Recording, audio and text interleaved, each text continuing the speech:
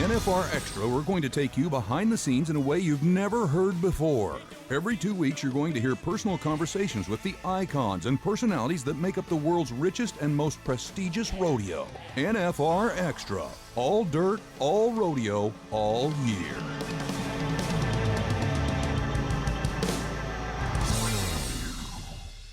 NFR Extra, episode 26. I am your host, Nevada Colwell. And I'm rocking Robbie Hodges. Robbie, man. What do you think? We got a good one today, don't we? Oh, do we have a good one? Yeah. For everybody that's ever watched the movie, everybody that's ever heard a Garth Brooks song, anything that has to do with rodeo, probably one of the most prevalent names in this sport.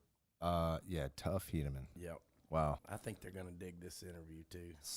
I know I say the word slightly a lot, but I'm going to say it again, slightly. Yeah, this is going to be pretty intense. Is it safe to say he opened up with us? Yes, he did. He was you know why they called him Tough. You know, he slammed his fingers in the car door when he was a kid, and they started calling him Tough. But, he's got a little bit of an intimidating size, one thing. He does. Biggest bull rider you'll ever see. Yeah. Plus, he's just intimidating. He's Tuff Hedeman, and man, he got down to like we were sitting at a bar drinking beer, talking about stuff, didn't he? That's what it felt like. I would have liked to have a beer, but we didn't. You know, Katherine Merck. You're gonna find out that this lady is. There's a lot of layers to Katherine Merck. Yeah, we peel that back pretty good. She's as tough as tough, ain't she? I would say so. You're gonna learn a little bit about rugby, law, Christmas ornaments. Yeah. My gosh, you're spanning the globe this morning, aren't you? Yeah, this episode is unique as it gets. So enjoy.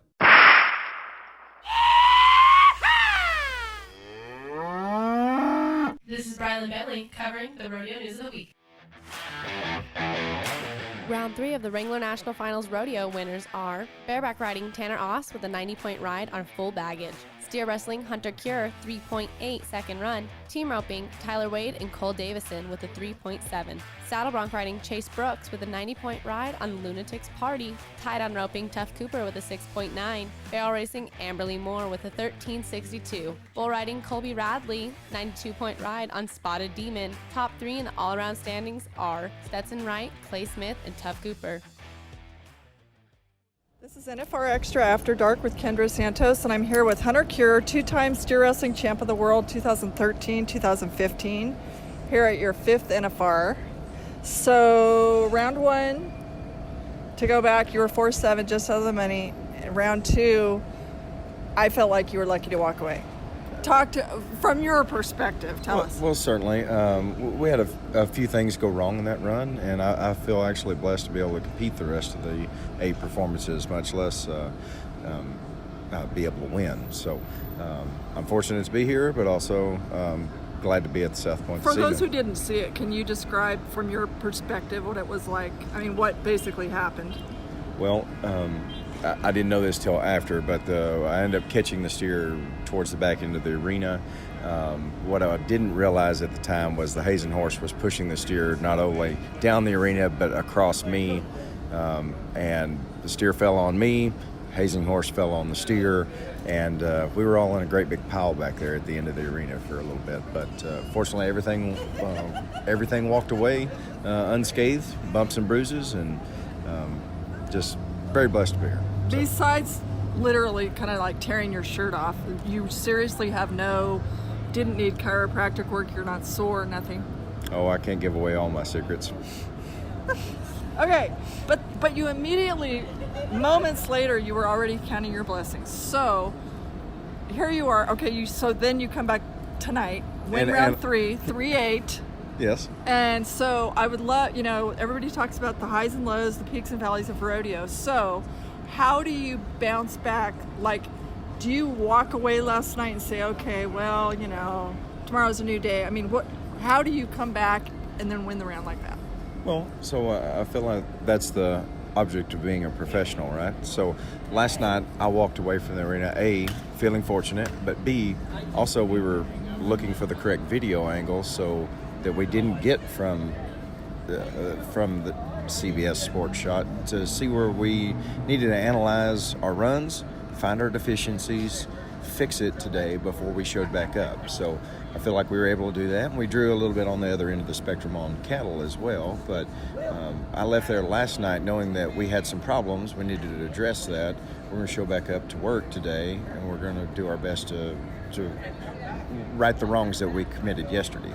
Were you by chance a math major? Because you've always been analyzing everything. I feel like you are always, no matter what, really calm.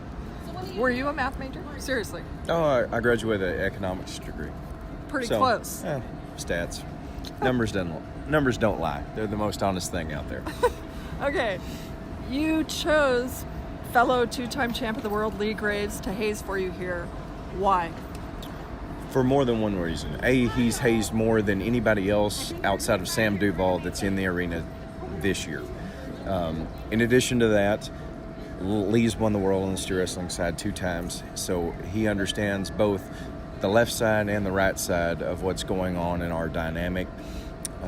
I feel that he got along with our Hazen horse really well towards the end of the year.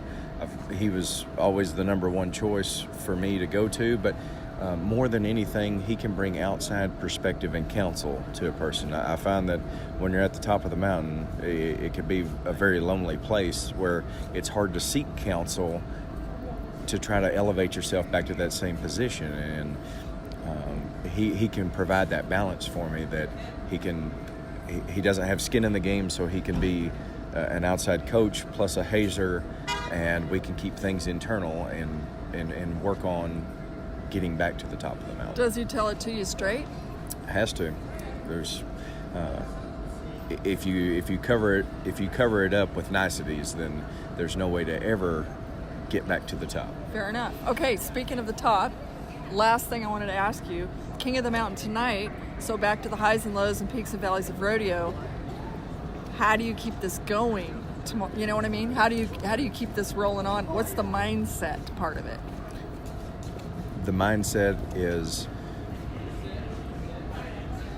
well, I think we've already seen how bad things can be versus, if y'all haven't seen round 2, I encourage y'all to watch it. That's a one-of-a-kind experience in my life that I've never had happen before. But also, I think that we were able to fix on the things that we needed to. So whatever we worked on today, we're just going to stay with that plan, because obviously that gained us positive ground in the right direction, and we're going to try to get up tomorrow and try to execute the same things again. Consummate professional. I've always been a fan. Congratulations. Thank you, ma'am. Looking for tickets to the Wrangler National Finals Rodeo? StubHub is the official secondary and fan-to-fan site of the rodeo. Fans can buy and sell their tickets through a safe and secure online marketplace. Visit nfrexperience.com. All right, Double B. You hooked this one up. This is nice. I'm pretty excited. She's one of my favorites. Well, she's definitely one of my favorites. We've worked with her many a times. Miss Rodeo America 2016 from Spokane, Washington. Gonzaga law graduate, now a practicing lawyer. Katherine Merck, welcome to the show. Thank you for having me, and I'm very proud of your Gonzaga pronunciation. A lot of people that don't know how to pronounce it. Well, like we were talking, Nevada or Nevada? Exactly. You ask anybody in Nevada how you say it, or if you say Nevada in Nevada, it doesn't go down well with the locals. Not at all. And I would imagine Gonzaga does the same thing. Exactly. But, Gonzaga's been so good at basketball lately. I think people still think it's in California. It is in Spokane, Washington, but people are starting to pick it up. So they're figuring out it's Gonzaga, not Gonzaga. It's like zig and zag. No pun.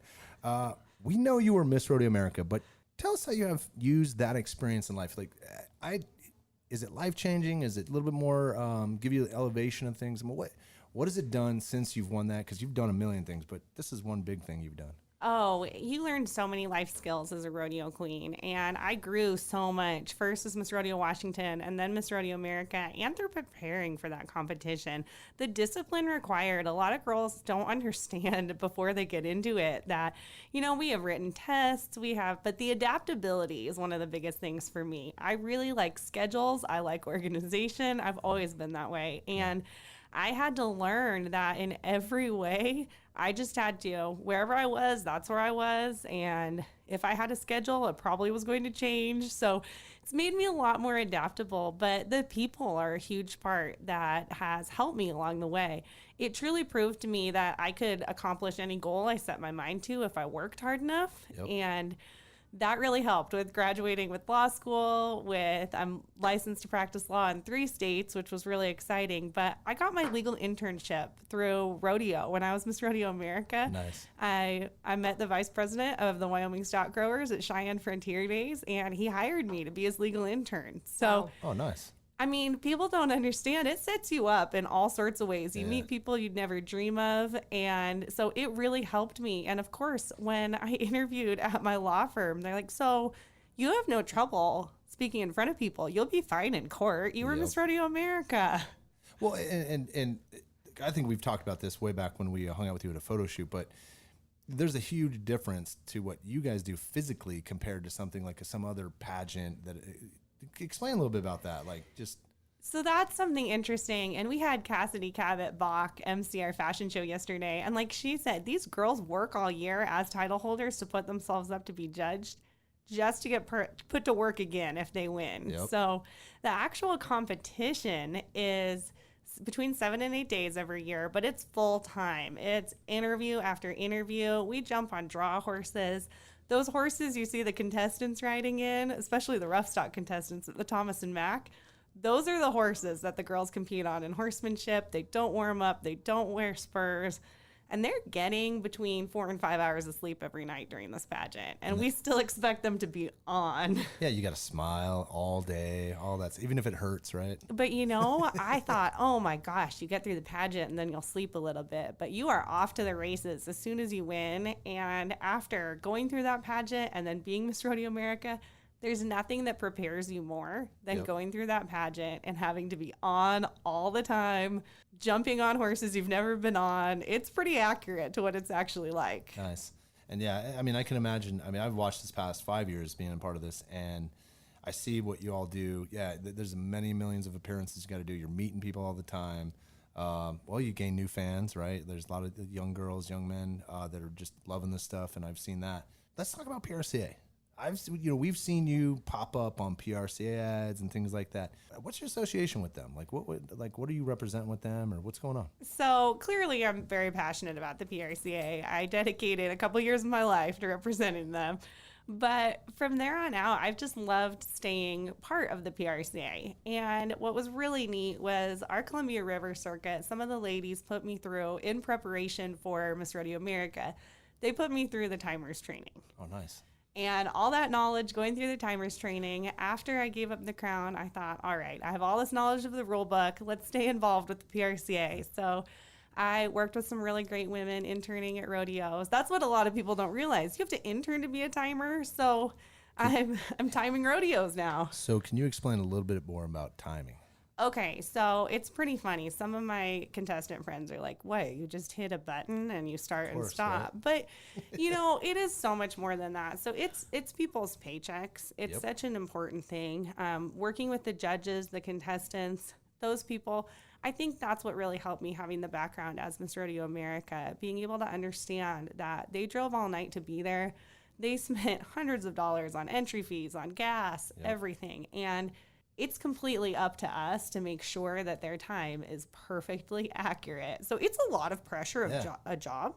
And then in the rough stock, we do the 8 seconds, everything, which I will say that's a little bit easier. Yeah. However, that's still hard too, because if you have to start perfectly for those 8 seconds, because if they only make it 7-9, that's the difference between a paycheck, and that could be the difference between making it here to Las Vegas for the National Finals Rodeo or not. So the PRC has done a really great job of implementing a program to train timers and to have them shadow experienced timers for a while, and it was really exciting. I got to time my first special event this year. Oh, nice. Our Columbia River Circuit steer roping. So Nice. that was Awesome. a big accomplishment, because Yes.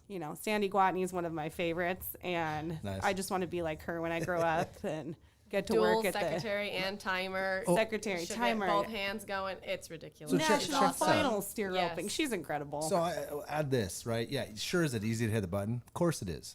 But how consistent can you be being on point, hitting the button when it needs to be hit through, 10 days, 2 hours, whatever it consists of, right? That's the hard part, the consistency and keeping that up. And we've been talking about time a lot on this. just kind of real quick, Oat was on here. He was talking about when everyone started coming to Thomas Mack Center in '80s, the timing started to change because you're working on this intimate. So I guess we can go this route real quick. Small arena. Yeah, if you think about, so I'm sure leading up to Vegas, right, the timing was a little bit probably loose, not as tight, right? Now you get to Thomas Mack Center and everything is like you got 10 feet to get something done when you're coming out of the chutes or whatever it is. That's got to follow through with everybody else. And I would imagine the timers back then had to go through the same process. Well, and I think it's truly incredible what the timers here at the National Finals Rodeo do. I mean, they are so on. It's huge dollar amounts. They're selected to be here. It's such an honor. And talk about pressure. Again, I think it's a job that a lot of people don't understand what these women are doing. And working with the judges on a barrier, making sure that's called, making sure everything's written down right so that the secretary can enter it so that people have results at home right away. I mean, I can't imagine the pressure that those ladies are feeling here at the NFR. I just, we had Jordan on yesterday, an NFR judge, and, we were talking about the timing of things and how important things are. And I could only imagine the relationship between the timers and the judge is pretty unique. I'm sure they have to get pretty close here out here in Vegas. It's a lot. Let's backtrack a little bit, though. When you entered this studio before recording, you mentioned Tuff Hedeman, which is our other guest today. But what is the story before the crown? So it's a little funny. My mom jokes that I woke up when I was 23 and decided to be a rodeo queen. And I think that's how my whole family feels. But what happened, the long story short of it is I had some bad orthodontia as a kid, and I couldn't chew. I had to have corrective jaw surgery to fix my jaw. So they actually broke my jaw right after I graduated from college, broke my jaw in 5 places. I was wired shut. And I was also on painkiller, couldn't remember. I watched 8 Seconds probably 700 times. Nice. Because... I mean, it's a great movie, but part of it was I joke, and I told Tuff the first time I met him that I had Tuff Hedeman surgery because that's basically what it was in my world. But watching that movie over and over again, and then watching, the way they portray Lane in that movie, having time for everyone, really being a representative of the sport, that's when I decided to go to law school, strangely, but that's also when I decided, hey, I can do this. I can represent rodeo and the sport I love in a way that I never contemplated before. I had a lot of time to think with a wired shut jaw. Yeah, absolutely. You weren't applying for jobs, right? No. I couldn't talk, and you can imagine that was a very significant challenge for me. How long was it wired shut? So I actually had the 13 is my lucky number. So I had the surgery August 13th, and it was unwired, and I started eating soft food about Thanksgiving that year. Wow. So that's a long time. It was tough. Good timing, though, on Thanksgiving. Yeah. Thank goodness. Stuffing. Hey, I want to backtrack real quick. So, remember talking to you back when we hung out I want to say about 2017. There were some other things unique you did when you were in college. Didn't you play sports or something like that? Yes. So I actually played rugby for the University of Notre Dame, and I also studied abroad in Scotland. So I played rugby for the University of St. Andrews as well. And I loved that. That was such a fun fact when I was Miss Rodeo America because, people do think of cowgirls as tough, but Miss Rodeo America is just this beautiful representative of the PRCA. And I think it surprised a lot of people to hear that I was in the mud playing rugby in college. Well, let's keep adding layers here, too, right? So you also like rodeoing, right? What else? I remember you were talking about, was it saddle bronc?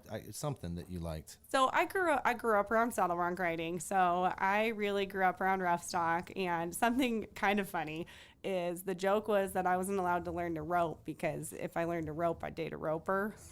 So, I mean, they were really pretty serious roughies here. So I didn't really pick up a rope. I went straight from Vegas when I gave up the crown. I went down to Texas to NRS to learn to rope. So I do rope now, but yeah, roughstock events they are my favorite. And I love bronc riding, bareback riding, and my favorite timed event is steer roping. So wow. I think I like things a little, a little wild, I guess. I can relate on that. Yeah. What about Christmas ornaments? So The best way to even explain this is that my dad is Santa Claus. I pretty much firmly believe that. He even took me trick-or-treating once as Santa Claus as a little kid. Oh my gosh. But, you know, most kids, again, going back to college, they call their college roommate when they're assigned, and they're like, my mom's a teacher, a nurse, my dad's a doctor, a lawyer.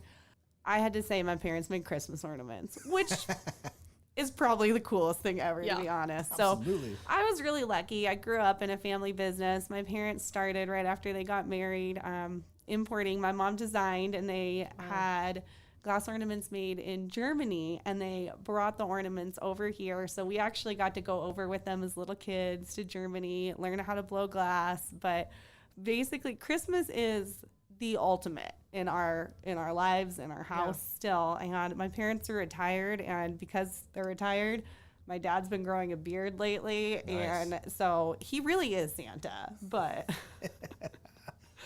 Oh, well, I got to tell you that this is the reason why we're asking this is because when we've worked with you, I remember thinking, and this is nothing against any of the crowned individuals before you or after you, but I remember it was just unique, and I just like people hearing this story, and I know you get to tell it a lot, but I mean, just for our listeners too, it's like don't even think twice about Don't this judge a gal. book by Yeah, its not cover. even close. Because I mean, like you look at you and you look like the girl next door, all fun, and then here's all these other things that you get after, and it just adds the layer to that. And then of course your dad is Santa Claus. That's pretty And awesome. she's kind of brilliant. I mean, she Yeah. practices law in 3 states. Yeah, That's impressive. Well, what states you what? so I'm licensed in Idaho, Montana, and Wyoming, and it's kind of funny. It's like my life, and it's like any rodeo person's life, really. I took the ethics portion of the bar in Wyoming, took the bar in Montana, and now I'm practicing law in Idaho. But we joke in my family. I love environmental law, that kind of stuff, Oh, nice. and working with agriculture and trying to help farmers and ranchers. So we joke that I practice in grizzly bear states. So, all right, we're obviously talking about Vegas. We're here 35 years. When was the first time you came to Vegas? The first time I came actually was when I was lady in waiting for Miss Rodeo Washington. And so it was 2014 was my first time actually getting to come. I had a very established spot on the couch at my uncle's house at home where I watched the NFR every year before that. Yep. And it was just a dream to come down here. But the thing that's a little unique about that is I was in my second year of law school. And as we all know, this is finals time. Oh yeah. Yes. So the first time I came to Vegas, I came by myself because my parents were working. I stayed in a room at the MGM, went to the Miss Rodeo America events. I think I got to go to one night of the rodeo live. But other than that, I was in my room trying to do my law school finals. That's great discipline because that's pretty hard to do in this place. It really is, especially at MGM. Gold Buckle Zone is quite a blast. Yeah. So, and then now coming forward, I mean, where do you usually stay? Is there a certain spot you go to, or? So we have our pageant at the Tropicana now. Yep. And so I've kind of been all over, you know. I had the opportunity coming down actually when I got to hang out with you to stay at the South Point, and I've been all over Vegas. But what's really fun now is I do marketing and I do the Instagram for Kimes Ranch Jeans, and they get us a house. So whoa. That's we awesome. love it. We joke it's our real world house because I think it has 30 beds. And there's about crazy. 15 of us that stay there, and we make eggs in the morning, and it's wonderful. I'm really spoiled that way. That's a I good get way to to do get off Vegas. the strip, away Yeah. from the noise, the smoke. It's the best. You way guys to need to do a Vegas. TV show in that house. Like seriously. The reality show. Well, yeah, we've had. the I mean, Kimes Vegas. Ranch. We've done that before. We actually UFC when they do the fighter, Ultimate Fighter. That's that concept. They all stay in a giant mansion, big house, whatever it is, and obviously there's drama, right? I mean, and that's what people love on TV. But yeah, that would be interesting to have you all. Who showed up at Yeah, 3 o'clock totally. in the morning 10 last night days and at the needed to leave. NFR and one house. It's pretty fun. It's Who's pretty late to fun. get back to their booth for the day? A lot of them. It's a blast too, and again, it's so spoiled. They bring all the samples here to Vegas, so it's just joking like, "Oh yeah, here I'm gonna wear this today," and we have a blast. Nice, It's awesome. Well, man. This Thank is great. you. This is is fantastic. I mean, awesome. Thanks seriously. for having me. It's Yeah. fun. It's always fun to see both of you and Thank you. just catch up and visit. Yeah. absolutely. Well, the fans are going to love this. I love painting the layers of who you are and what you do and all those things because it definitely adds more value to, I don't know, everything that you do. So thank you for coming on. Well, thank you. To celebrate the 35th anniversary of the National Finals Rodeo in Las Vegas, LVE and PRCA present the top 35 most memorable moments.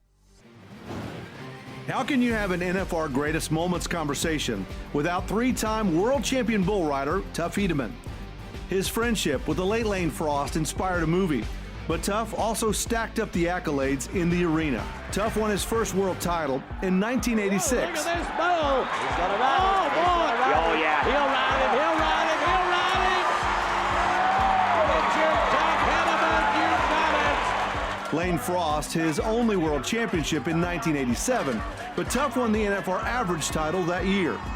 When Lane Frost was tragically killed in the summer of 1989, Tuff fought through a rough season and finished the year with a second world championship.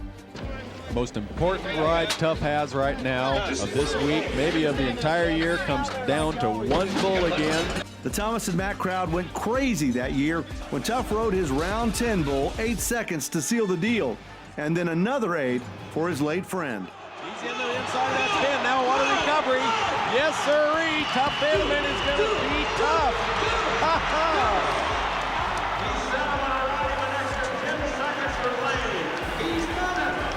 Hedeman rode bulls at 12 NFRs, including 11 trips to Las Vegas, and he won a third world championship in 1991. Richard Tuff Hedeman was inducted into the Pro Rodeo Hall of Fame in 1997.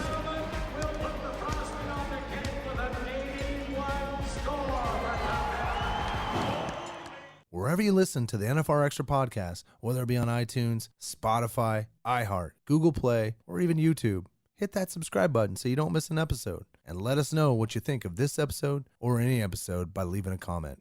Robbie, Yes.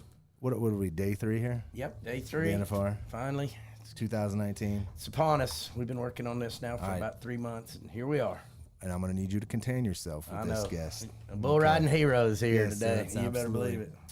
3-time PRCA World Champ Bull Rider and Pro Rodeo Hall of Famer, 1995 PBR World Champ, Tuff Hedeman, welcome to the show.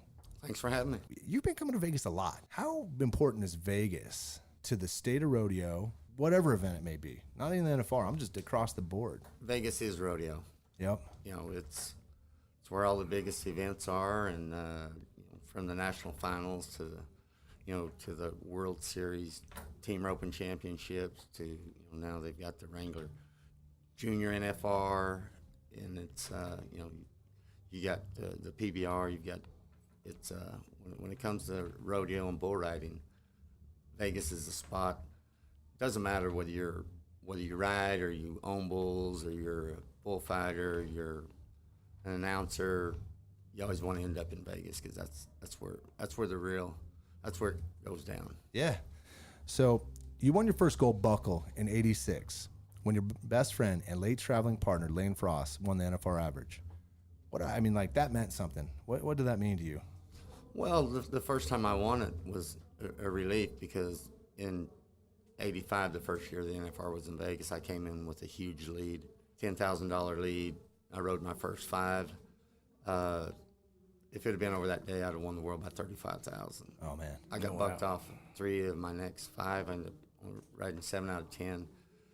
Ted Noose beat me the last day. So I had the lead for 11 and a half months, and in hindsight, it's probably the biggest choke job in the history of sports. I blew a lead that it'd be like being up Buffalo. 21 points. Yeah. It'd be like be up 21 points in the fourth quarter with 3 minutes left and How about lose. Atlanta Falcons? Yeah, the Falcons. Thank you. I knew you were going to throw the Falcons and lose. So it really was that. I blew that big a lead, and I came back the next year in '86, and I had a $15,000 lead coming in. And I got bucked off my first 2 bulls, and everybody's looking at me like, he's doing it again. Oh, no. He's choking again. He can't breathe, And so I went on, I rode 8 straight, placed on 6, and won my first title. And again, that was just more of a relief than anything.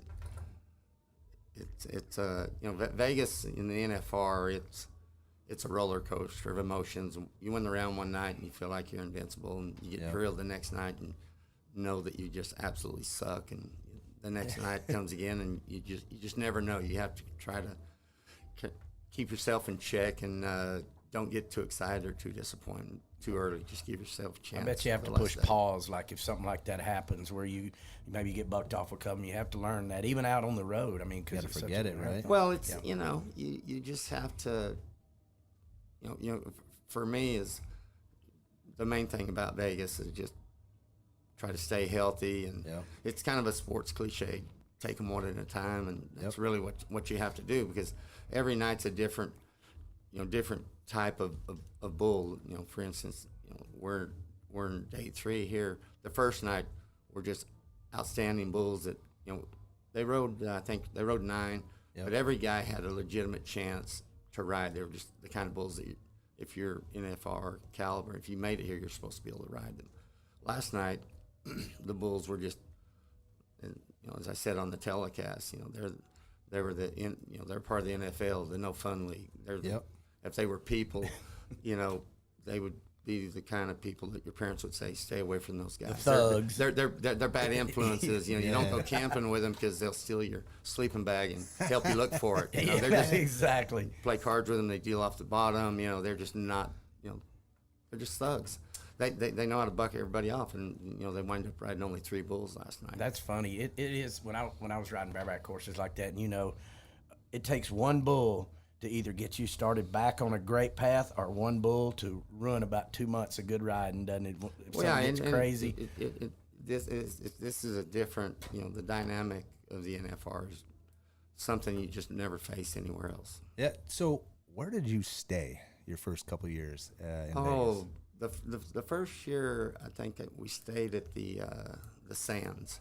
Oh, nice. Okay. Yeah. And then, wow, we stayed. I think the next year we stayed old school. Maybe Fort Queens. Nice. The Flamingo Hilton. Yep. I stayed pretty much everywhere, but the place when the NFR first started that everybody hung out was downtown at the Horseshoe at Binion's, Benny Binion. If you're a rodeo cowboy, and if you're at the NFR, carte blanche. I mean, that's what they were saying. He'd say, "Come on down." You never have to stand in line. There'd be a line out the door. You never have to stand in line. He'd feed you, nice, put you up, give you a room, and it was good times. Nice. That's so funny, because we had this earlier in another podcast we had Ryan Growney on, and Ryan used to say, it went from the Horseshoe, went over to the Gold Coast. Well, the funny thing about that is, Benny single-handedly got the NFR from Oklahoma City to Vegas. And, I went to my first NFR was in Oklahoma City. Nice. And it was fun and it was cool, but even as a contestant, I couldn't buy tickets for my family because it was sold out, and they gave you 1 ticket a night. Wow. And so literally I'd have to go out front and try to buy tickets for my family before I would go ride. And the purse that year was $850,000, and Benny said, how much? What are they riding for? He said $850. He said, I'll just double it. I'll put up $1.7 million. Vegas, baby. That's exactly what he said. And so it became this kind of a war, Vegas versus Oklahoma City, and Oklahoma City put out all these buttons and started wearing these buttons that said, don't gamble on Vegas. Stay in OKC. And Benny Binion had buttons made that said 1.7 million ain't no gamble. But think about that. All they're doing is empowering him of what he's doing. That was the wrong move for Oklahoma City to promote that, right? Like, just and so that was and Vegas didn't know what they were getting either.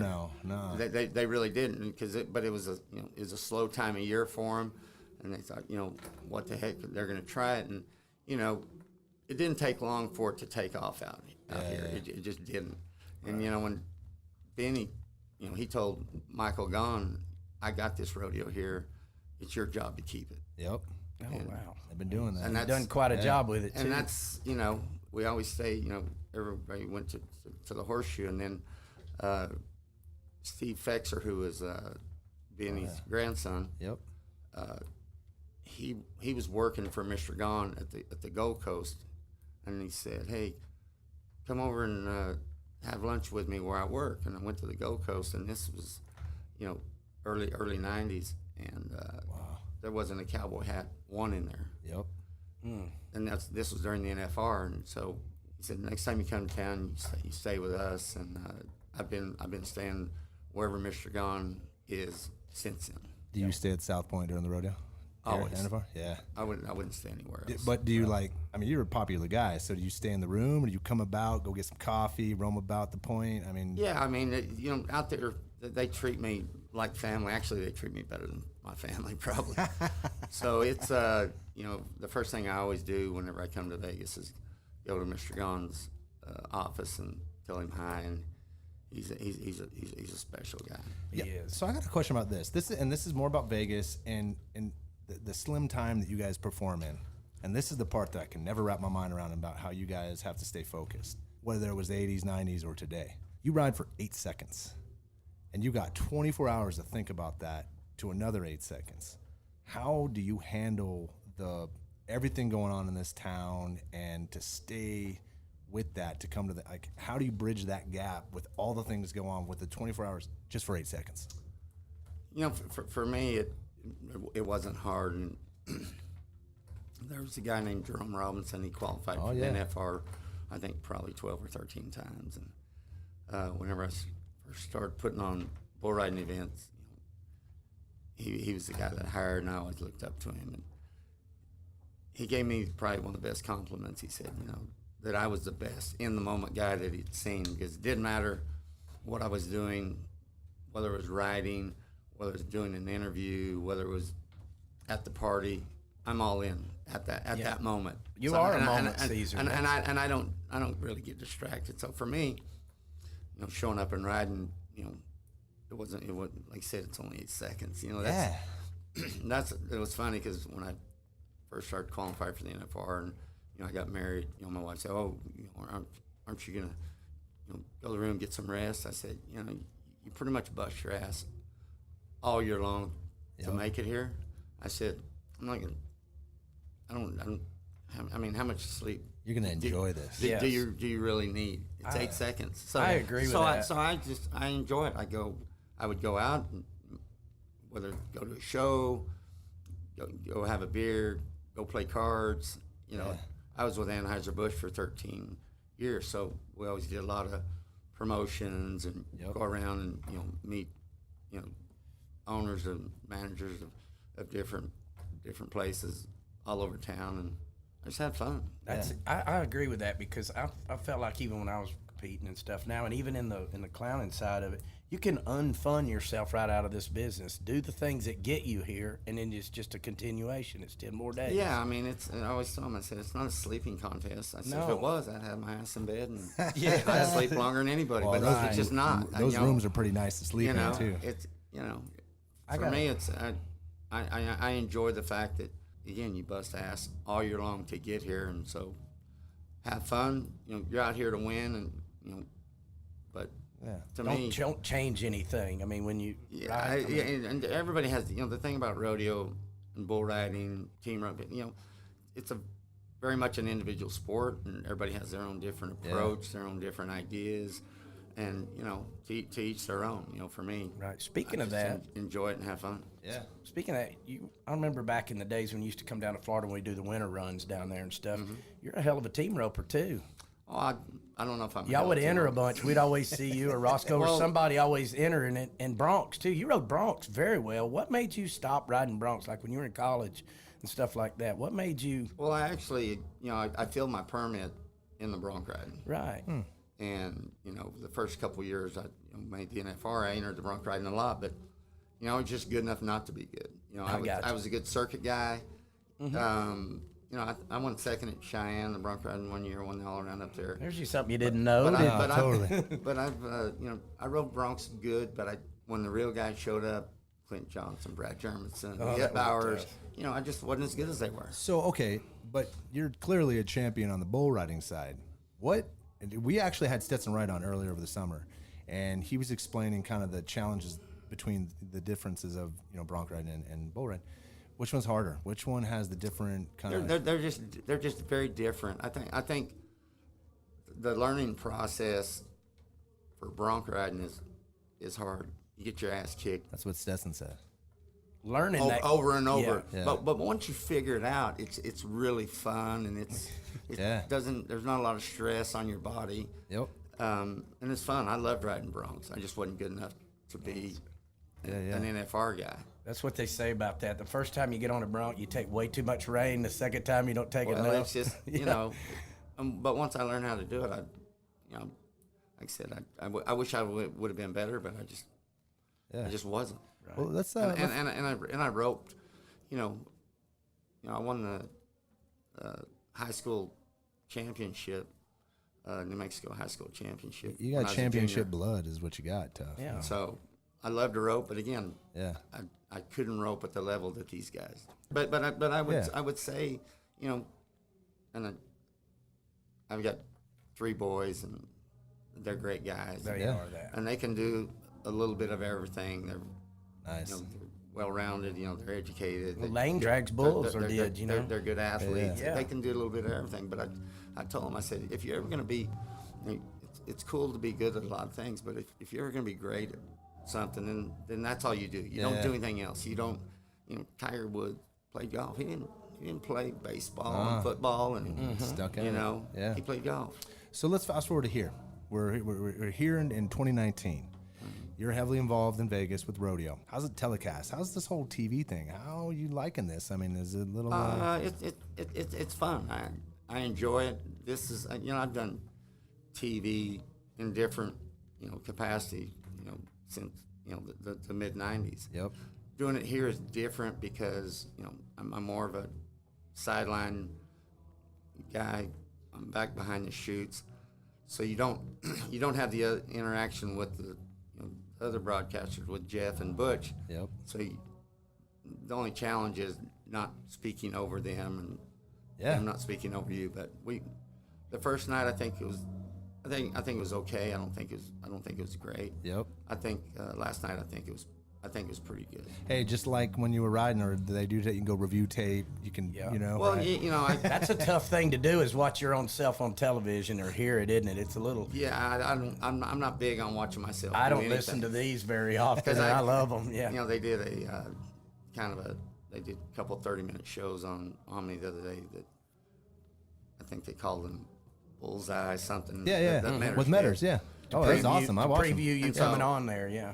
And so my girlfriend said, let's watch them. I'm not watching them. I'm not watching myself. I'm not going to do that. But, I'll watch a little bit of the telecast because, I don't want to suck. Yeah, no, absolutely. And, I want to get better. And, I've called people that are my friends that I respect, and they will tell me, this was good and this wasn't, and you ought to do this or that. It's kind of like, if you suck, I want somebody to tell me so I can fix it. It's kind of like when somebody has a booger hanging out their nose. They tell everybody, but that guy. That guy.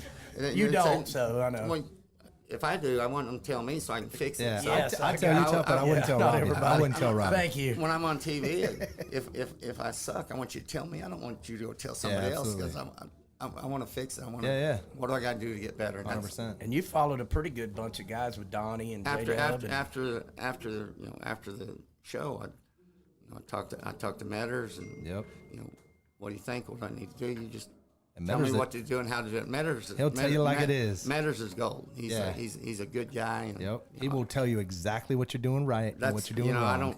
I don't need somebody to schmooze me and pat me on the back and tell me I'm good when I'm not. You want to deliver. So when I came up earlier and said, "Hey, you're doing a good job," you said, "Yeah, right." That's what he said when I go, "Hey, it sounds great." Oh. Little encouragement, but it's fun. I mean, what I am now. I'm a bull riding fan. Nothing more. I'm a Sage Kimzey fan. I'm a Stetson Ride fan. Awesome. Nothing more. I'm always a little disappointed at guys my age that sit around and say, "Oh, all these kids, they don't try as hard as we did," and Okay. Bullshit. Yeah, it's just bullshit. It is. These kids can ride. Yeah. They don't.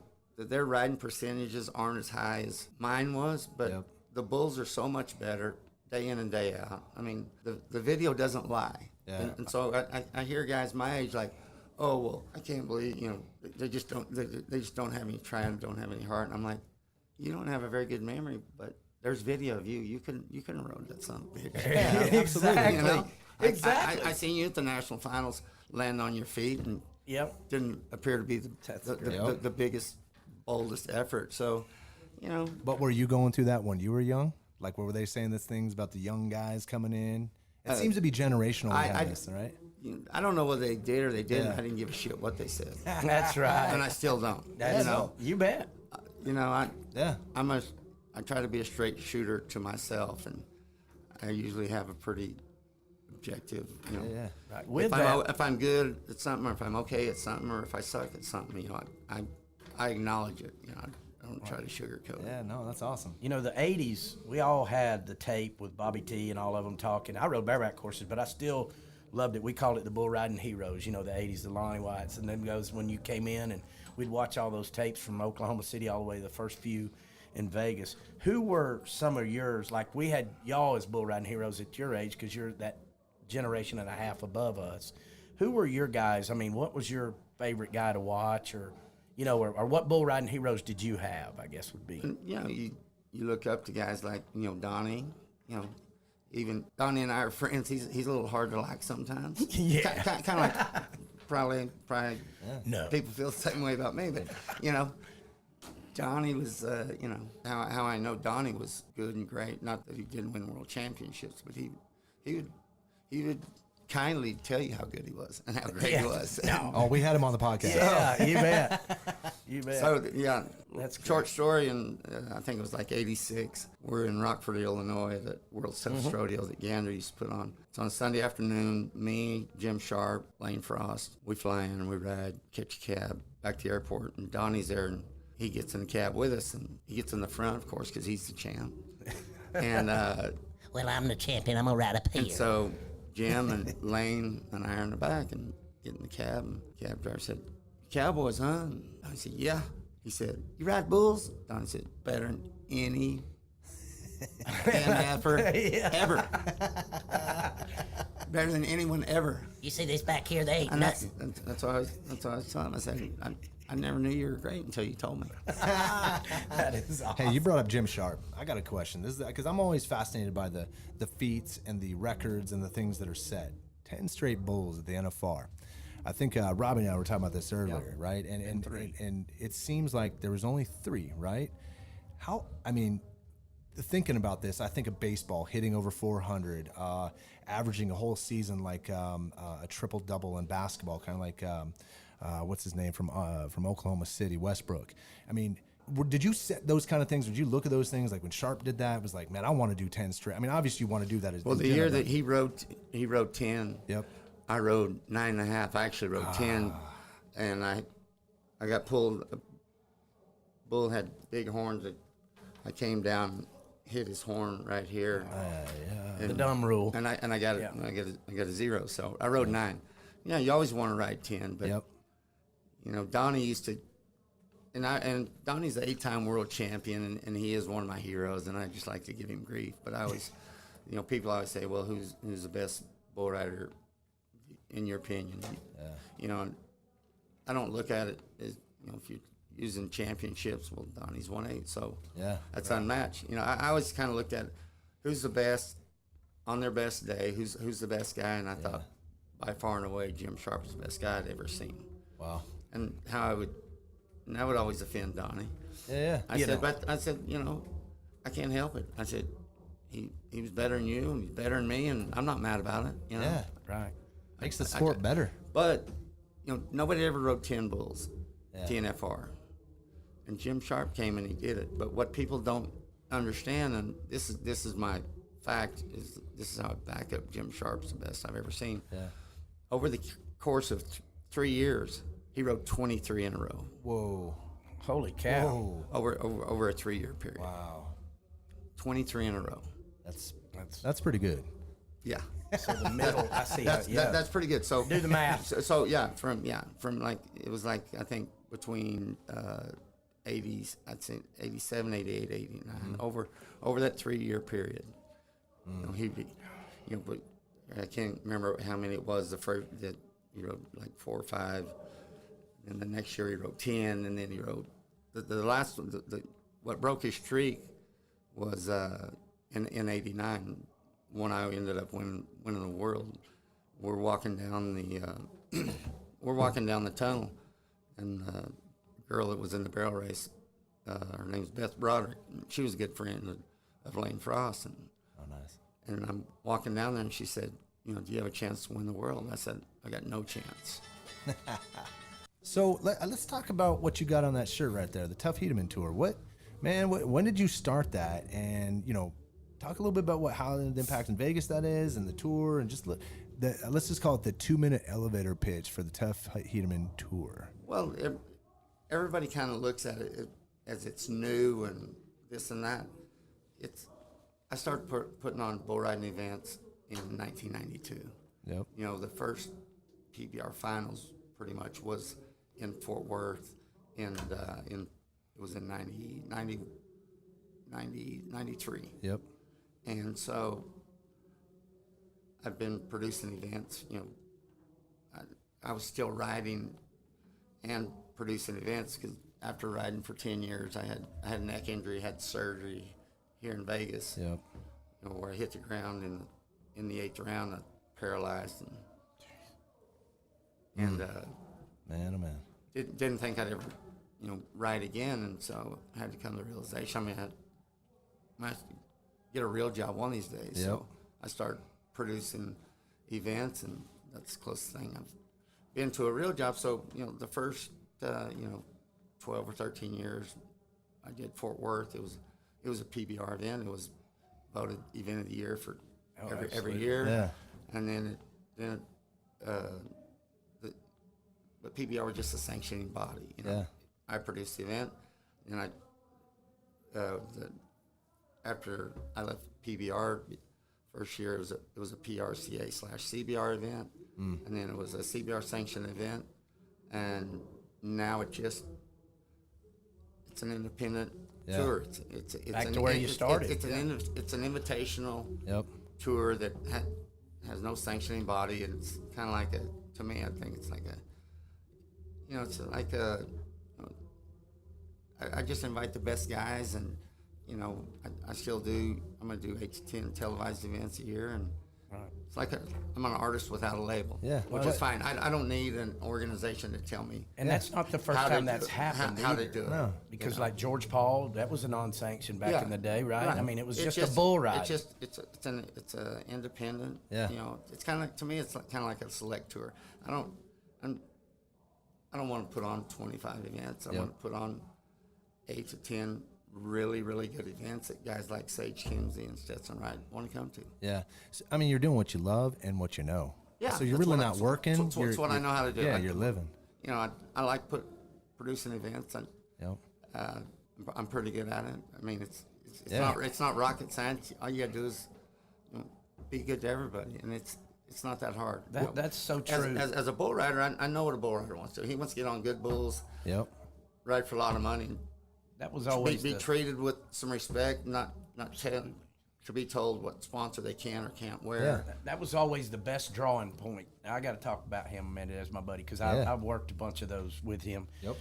If you have sponsors that are paying your bills, when they'd say, no, you can't wear that jersey. Tuff never was like that, because that comes from, instead of a corporate side, that's sticking your hand in that rope and knowing that we need that. I mean, you're an independent contractor. Yep. If you're a full-time, if you're one of my salaried guys, I tell you what shirt to wear. But if you're a bull rider, you can wear whatever you want. I don't care if it competes with one of my sponsors, because I mean, look at NASCAR and everything. Just because he sponsors my event doesn't mean he owns the right to Sage or Stetson or any of those guys. That's right. And that's what was so good about that back then. I mean, because you would see all these different sponsors, but he never would, even as a barrel man, I'd have my own jersey. Just wear your jersey, Like I said. I could have told him, you can't wear that, because that's something I could sell. Yep. Mm-hmm. But, I didn't do that. Yeah. Because I don't want to. infringe on his relationship. And all the guys appreciated that. They always did. And it's always back to the same thing, the good bulls. Yeah. Where and then he was sort of the innovator of the team deal where you brought 3 or 4 good spinners you wanted to win. And that's how that concept got of, people want to see bull riding. Yeah, they want to see a few wrecks. They want to see some jerk downs. But at Tuff's deals, I would work the barrel all night long and maybe move my barrel twice or 3 times because nothing's killing you.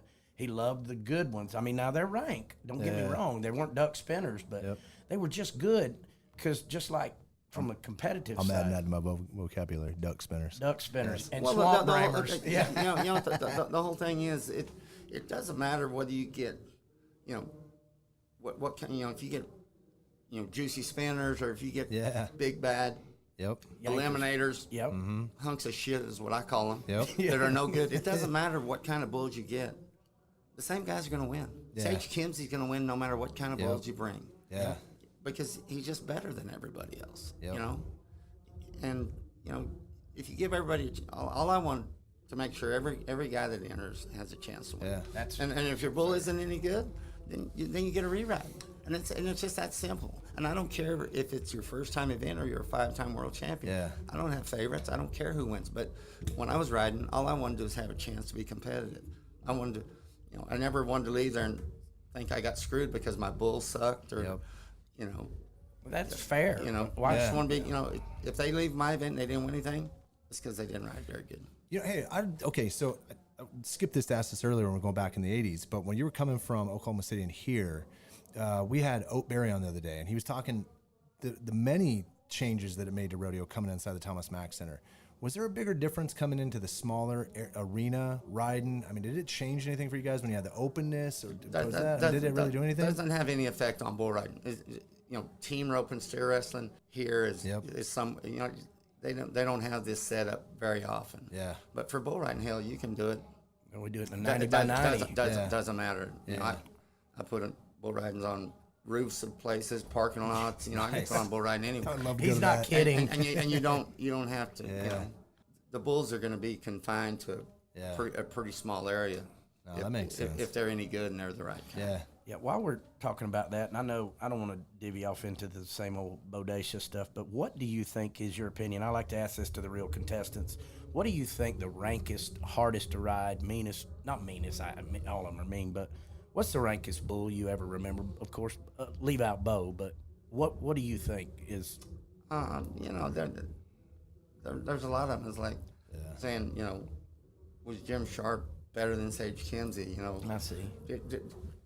I would say that the Buck and Bull of the Year in 1985 or 86.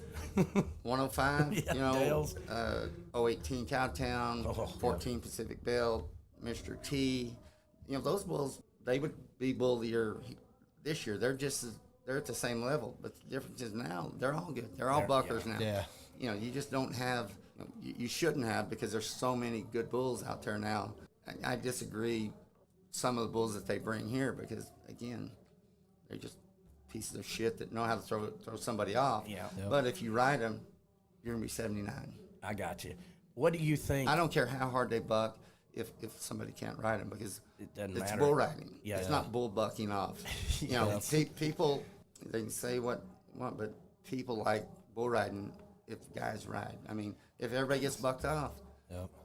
That's when you're clown. Yeah, I mean that's. They say it's just not fun. It's not exciting. It's not. I fully agree. What do you think? Back to that real quick for most folks, because then I know I get a lot of this. Now, when you ask Tuff this, we ask it. What do you think the best bull ride that you ever made was? Whether you won or lost, got bucked off at the whistle. What do you think the best bull ride you ever made was? As far as that was awesome. That comes in your mind. When I rode J31 Bodacious at Long Beach, that's by far the best ride I ever made. Because he was such a big, bad, strong. Everybody was terrified him. The good guys. I even see some good guys that didn't try very hard when they had him. Trying to get. Was it like they kind of just jump off real quick? That's the best way to die, though. They wasn't kind of all in, but I wasn't one of those guys. Yeah. Right. That's great. I wasn't smart enough to do that. I got on him 4 times. You know, the first time I got on him was in Memphis, and I mean, was he new then? I mean, was he pretty new? Or, or famous? This is when he'd grown up. You know, Okay. they rode him a handful of times when he was a 3-year-old. He was in the IRA. He went to the IFR. He was he just wasn't filled out. He was like a big, skinny, teenage kid. Sumner had him then, I guess. But once he grew up and became the big badass, the only guys that rode him then was Terry Don rode him, and I rode him. He looked like a rhinoceros. They know, but yeah. But he was just for his size, he was just real athletic, and he was up and down. He jerked lots and lots of guys down. Well, I never got jerked down. Just my style of riding wasn't. You pushed a lot. The more they tried to jerk you down, the better off I was. Can I ask this? You're talking about style of riding, right? So we talked to Stetson over the summer about this, and we're talking about Sage. And Sage had referenced something. We were doing a photo shoot one day, and I don't know what it was, the images or like his photos don't turn out all that great when people snap it when he's riding, right? And he said, he goes, my style is boring. He goes, but it's consistent. And then we talked to Stetson about that, and he was just talking about the approach that Sage goes is a very consistent one, not all flaring, flash, just consistent. I mean, what's the difference between these styles that we talk about where? What I would say is Sage is like Jim Sharp. He just fundamentally does everything correct, and so you don't see a lot of upper body movement. You don't see his free arm, moving around because he's right in the middle. Yep. You know, he's not leaned back, putting pressure on his right. I mean, last night, he barely made the whistle, and that's usually if he's either in the middle or he's bucked off. Very seldom do you see him like that. And I saw him later last night, and I was laughing at him. I said, "Gosh, I love it when you struggle." Yeah, totally. You never see it because you don't, because it doesn't happen. Correct. And he Donnie gave his brother Pete.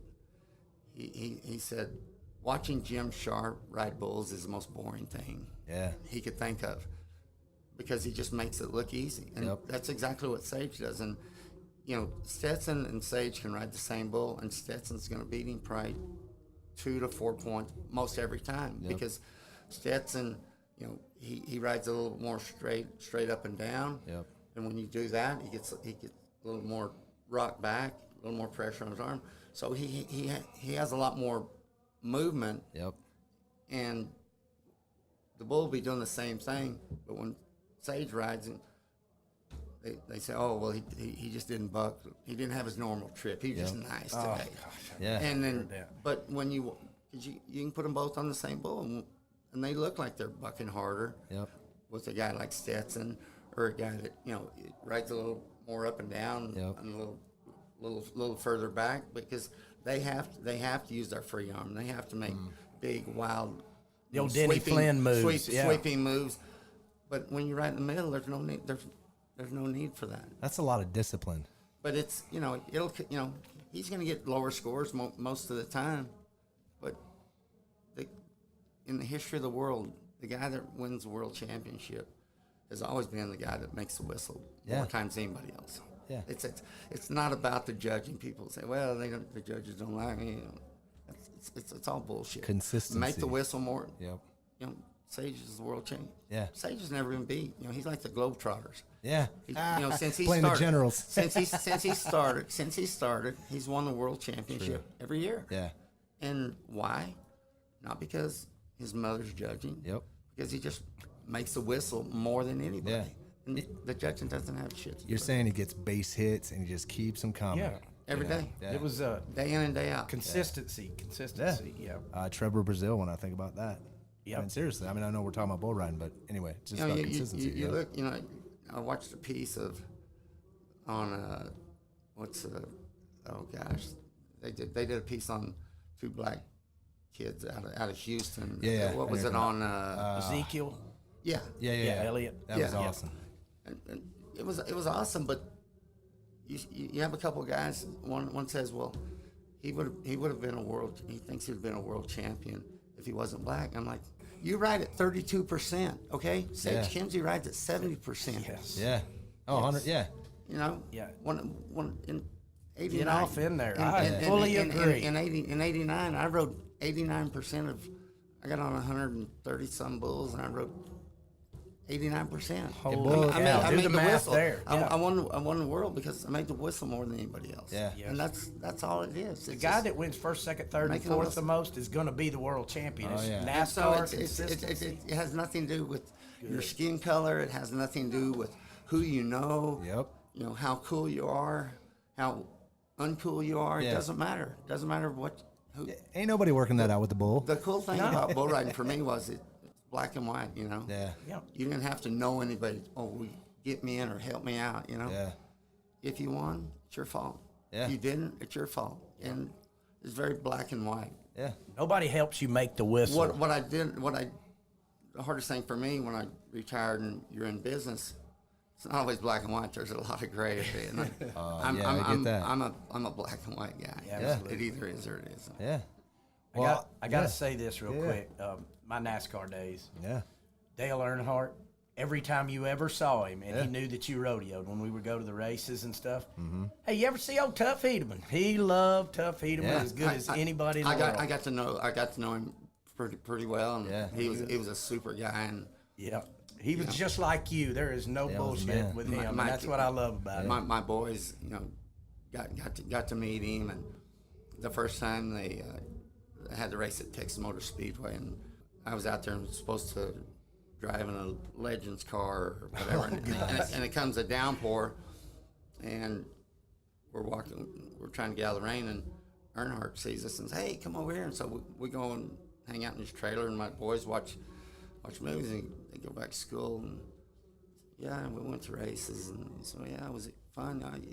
It was okay. We hung out with Dale Earnhardt's trailer, and kids are like, bullshit, You did not. I'm like, I said, don't worry about it. They don't have to believe you. It doesn't matter. Right. But he was a good guy. I mean, every time whenever we first started doing bull riding at Charlotte, we would go there, and when he built his new place, they called it the Garage Mahal. The Garage Mahal. And me and I can't remember. I think it's Spud Whitman, a couple of guys.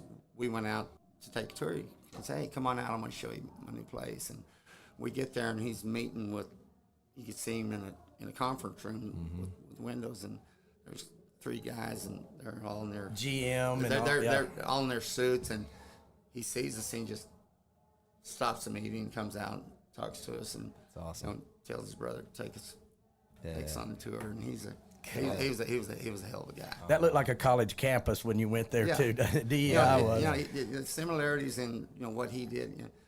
Him dying at Daytona is like Lane Frost dying at Cheyenne. 100%. You never in your wildest dream would think the best guy in the world is going to die. Especially in a historic place like that. If you're the best at what you do, you're not supposed to die. Let me add more to that. When Lane got hit, it didn't look like anything crazy. When I'm just kind of playing this out, and even when Dale went in that wall, you're like, he's fine, he's good. Right. Both of them, right? Just things that you commonly see within their sports, right? And they both, they die. Yeah. It's powerful stuff. This is the best damn interview we've ever had right here. We have spanned the globe. Yeah, the greatest. Tough. This is. Thank you so much. This is fantastic. We know you got other things to do. Yeah. This was honestly, our fans are gonna love this, man. You peeled back some layers for us. We got some stories here. I know you're busy. I'm not even busier than anybody else, but I would say one thing about Las Vegas. Yeah. Everybody owes, Benny Benny and Michael Gahn a debt of gratitude. And Michael Gahn, I've got to be really, really good friends with him. Mm-hmm. He's known Lane and Trevor, since they were born. Yeah. I mean, they grew up, in his hotel.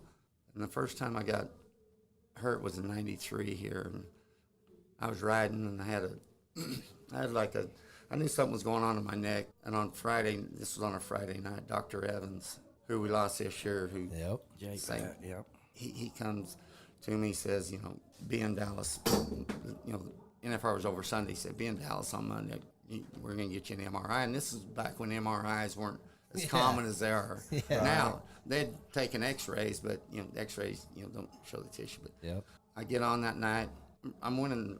I'm winning the average. I'm about to win the world again. I'm pretty sure I am. Yep. 93. In the middle of the ride, my body just goes limp.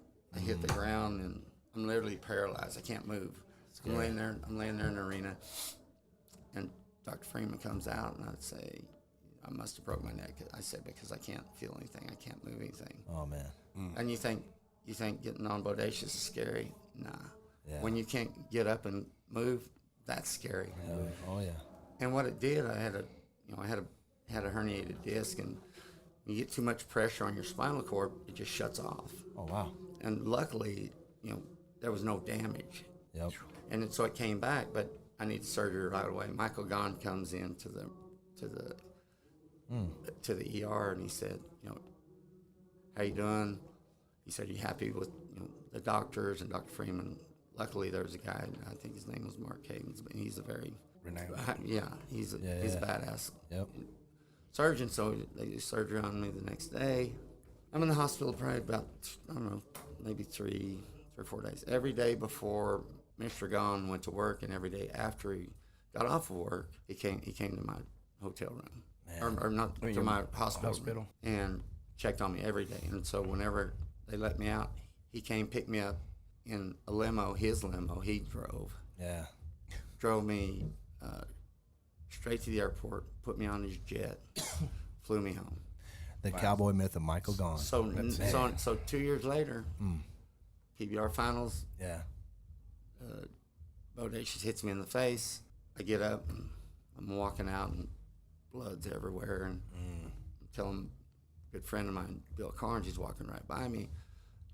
I said, I must have broke my jaw, because whenever I bite down, my teeth don't touch together. And I'm bleeding, and as I'm walking out, I see people looking at me and like turning away and putting their hand over their mouth, and I'm like, I must not look very good, because I remember every detail of it, and it didn't knock me out at all. Just kind of, stunned me a little bit. So I'm walking out, and I start walking up to the sports medicine room. I start to walk in. Dr. Freeman said, "Go get your ass in the ambulance." So we go down. This is back in the Grand Garden Arena. Walk down there. Ambulance guys, they're back up watching the bull ride, and I guess that, they think I'm in the training room. Yeah. So I sit down there, and I'm watching Troy Dunn ride while they're trying to get the ambulance guys. Yep. And I tell Bill, I said, hey, you got to help me take my contacts out, because my eyes are swelling shut. Yeah. Oh my gosh. And at the moment, I wasn't like, oh, this hurts. It was just kind of weird, I guess, the adrenaline and whatnot. Putting it all together. But I was fine, and then they put me in the ambulance, but then as soon as I laid down, that's when shit got ugly. I bet it did. Felt like somebody was pounding on you with a mallet. Well, I was in the hospital. They operated on me the next day. I think they did 6, 7 hours reconstructive surgery. Probably, I think 4 or 5 titanium plates. Oh man! The guy was trying to get a picture of me because I didn't have a nose. Oh my goodness! Yeah, it was gross. And so I wake up. I lay down in the ambulance, and I wake up like 2 days later, and I get up and I look in the mirror, and my head's like, it's the most disgusting thing. It's like 3 times its normal size. I've got a big bag of drainage of red, green, just gross looking shit. But same thing, Mr. Gahn comes every morning before he goes to work, every day after he gets off work. He comes to my room and checks on me. And then when I got out, he picks me up, took me to the Gold Coast, because they didn't want me to fly for like another day or 2. So I stayed there for, I think, 1, maybe 2 days. Wow. Takes me to the airport, puts me on his jet, flies me home. I come back 6 weeks later to NFR.